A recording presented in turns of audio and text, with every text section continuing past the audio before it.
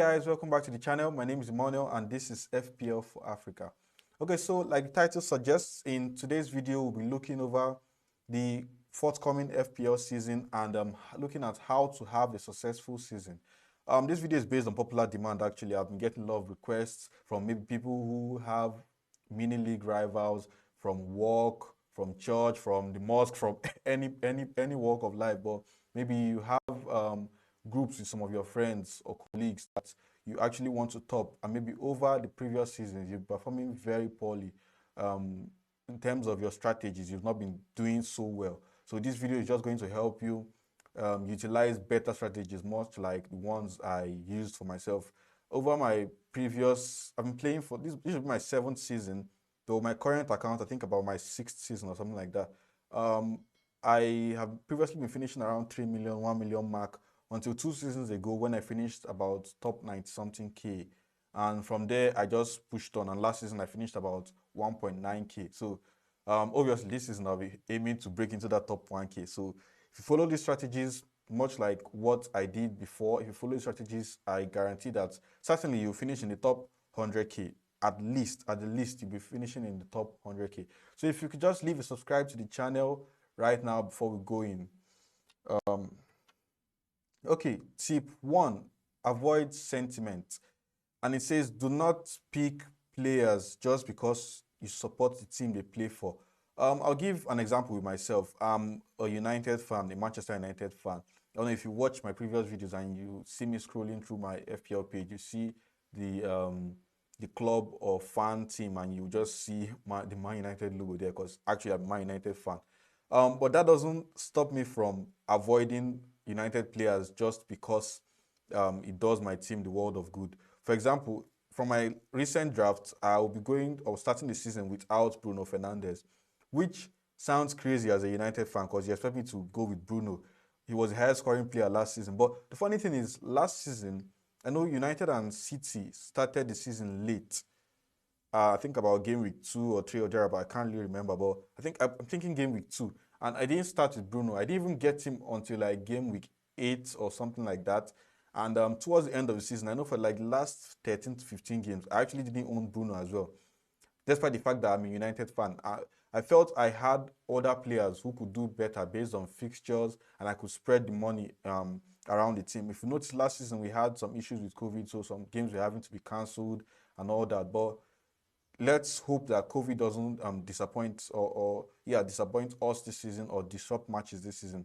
But still, try avoiding picking players just because you support that club. Have a valid reason to pick that player.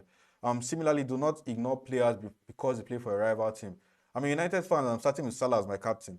You get? So if I was supposed to do that, like picking or avoiding players because they play for rivals, then I shouldn't be picking players like Bamford, Rafinha, who play for Leeds, or Salah, Mane, Arnold, Robertson, those kind of players. But always avoid that because you're playing FPL at the end of the day. This is not about supporting. This is about winning.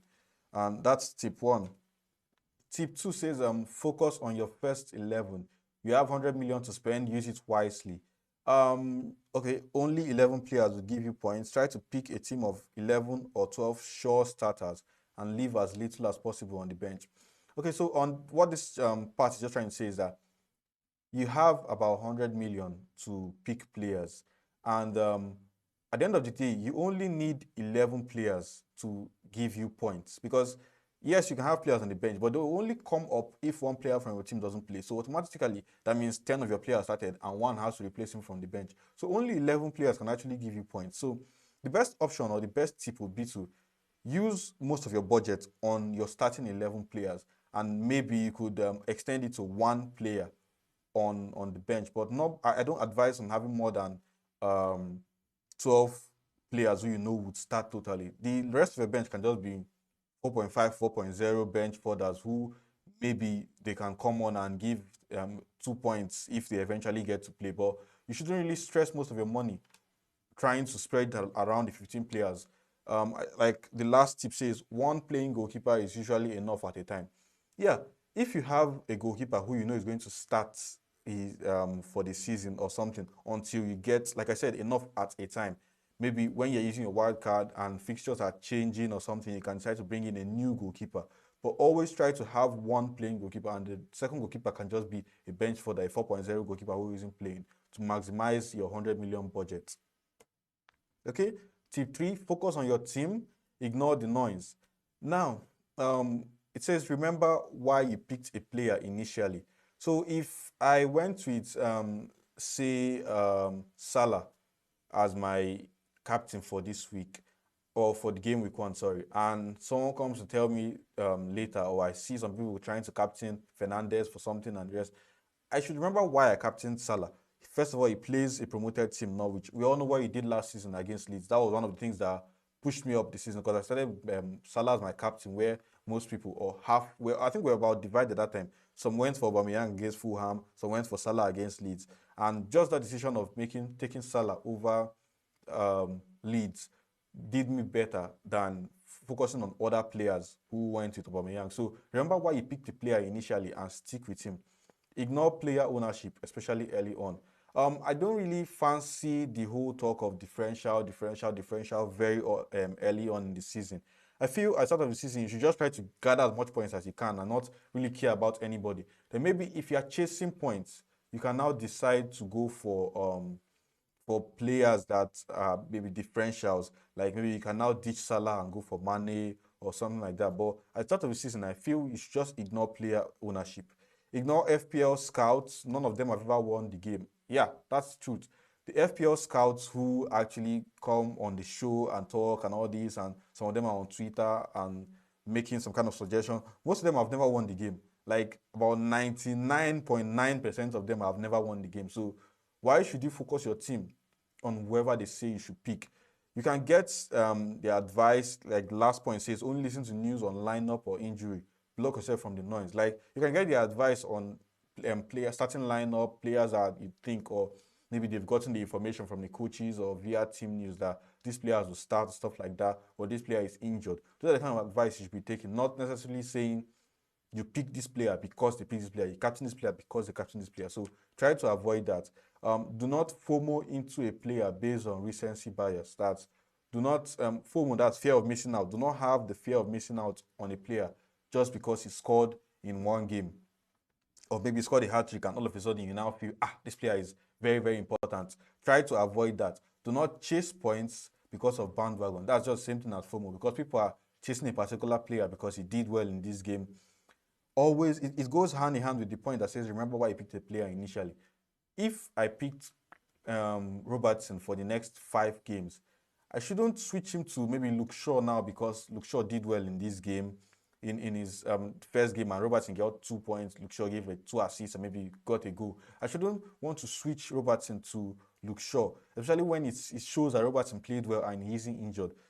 Players can go through, can have a bad day or a bad game or something, but in those 5 game weeks, if I thought that I was going to get a certain number of points from Robertson, which is far better than the one Luke Shaw was going to give to me, then I should be able to stick with Robertson. Because not picking Shaw is not because I feel he can't give me enough points or he can't give me points, sorry, but I feel Robertson's points will be better or more than Luke Shaw's points at that point in time.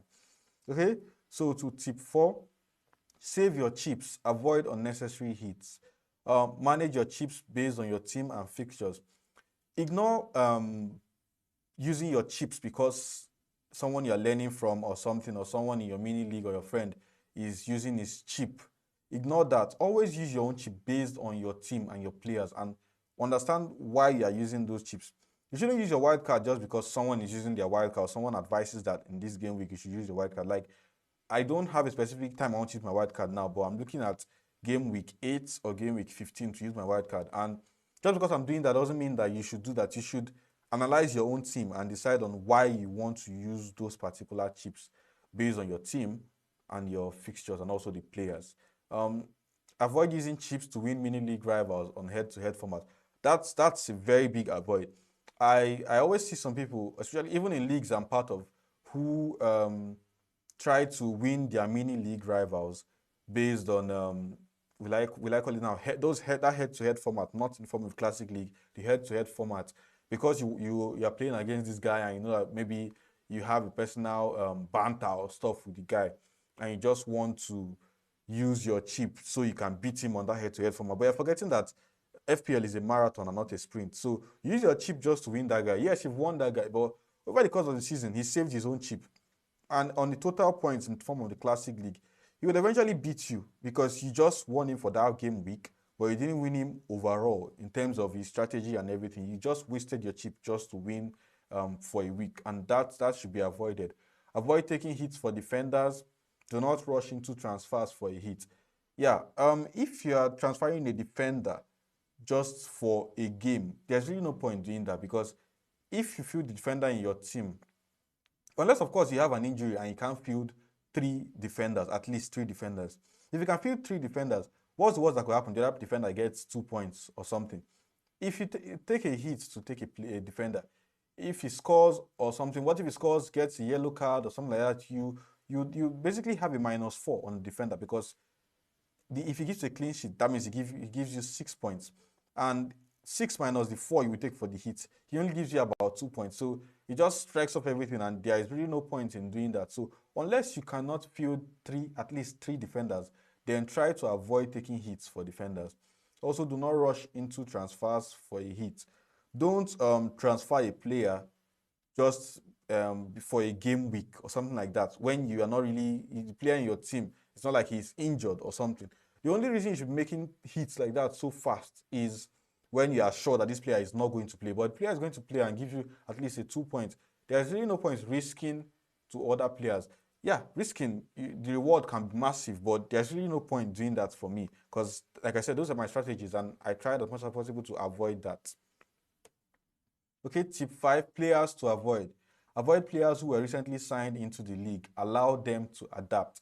Okay, people who brought in Fernandez when he was signed for Man United in January would look at this and laugh because he just came in and hit the ground running immediately. But the best option, because at the end of the day, you look at players like Havertz, Werner. It's not like I'm going against Chelsea players, but we have Nicolas Pepe, Willian only for game week 1 where he showed up last season. But most players who were transferred into a league recently or into a new team usually take a bit of time to adjust. So I'll suggest you avoid players like that and just pick players who you know have been in the league before and have good fixtures. That would always serve better. Avoid defensive midfielders and rotational players. Yeah, defensive midfielders like Ndidi, like Rice, Fernandinho, Rodri. Those are players to avoid. You shouldn't be picking up McTominay, Fred in Man United, even though they are not really defensive midfielders, but they play in that form of two-man pivot team. So try to avoid defensive midfielders because at the end of the day, it's just 2 points, especially defensive midfielders who are way over 5 million or 5.5 million in the budget. Defensive midfielders who are about 4.5 or something, who are just bench folders who can give you a guaranteed 2 points in case your players who started do not play. Then okay, yeah, you can buy those ones. But buying defensive midfielder to start, there's really no point in doing that because you'll just be wasting. Players like Kante, they're not goal scorers, they're not assist providers, so it will just be like a waste of your funds or your budget. Also, he said avoid rotational players. Players, like Gabriel Jesus, or to a point, Mason Greenwood. To start the season off, Rashford is first of all injured, and Cavani may not really play all the games. Martial is also up and down if he may go or if he may stay in the club. Players like Greenwood now are players you should avoid when the team is really full, when everybody is fully fit in Man United, for example, because he's not guaranteed to start. Man City players, obviously, Phil Foden, Mahrez, unless you can see maybe they have booked their place or something like that, it's always good to avoid rotational players like that. Gabriel Jesus in particular. Yes, Man City don't have a striker currently apart from him, like an out-and-out number 9.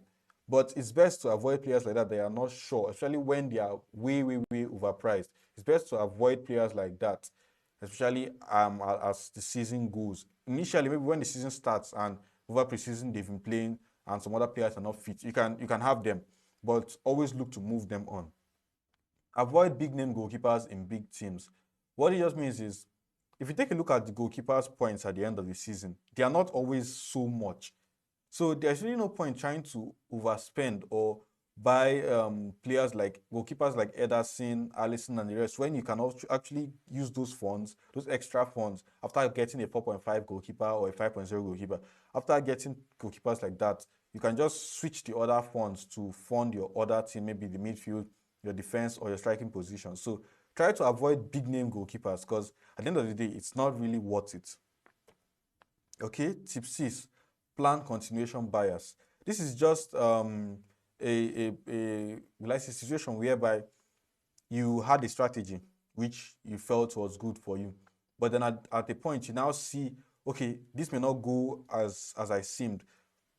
For example, we're looking at Liverpool now as being a good team based on their fixtures. But what if they start and they end up not doing well for first 2, 3 games? Plan continuation bias is you trying to continue with that based on, oh, it's Liverpool. I know it kind of seems like it's contradicting with my earlier point of you always know why you pick the player and stick with that.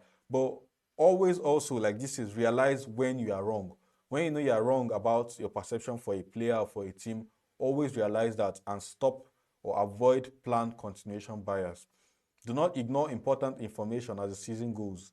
Yeah, as long as season progresses, try as much as possible not to ignore information which are being said to you or which are being which you have researched or you have seen based on players or teams or stuff like that.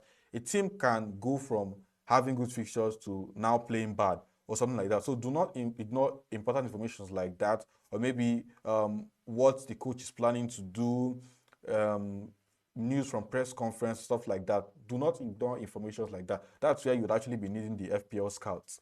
Always leave the room for flexibility. Yeah, just the same thing as plan continuation bias. Always leave the room to ensure that you can always switch up. If possible, try as much as possible to leave a few budget amount of money in your budget so you can easily switch players along the line. And the last tip, yeah, the last tip, subscribe to my FPL channel, which is FPL for Africa. So do subscribe to the channel for more and more tips in order to have a productive FPL season.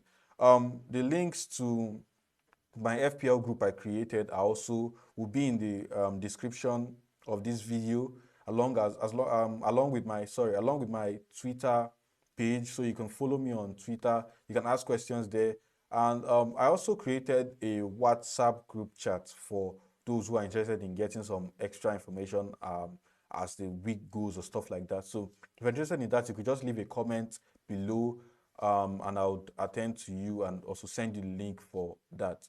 Do well to subscribe to the channel and like the video if you enjoyed the content, and I'll see you in the next one.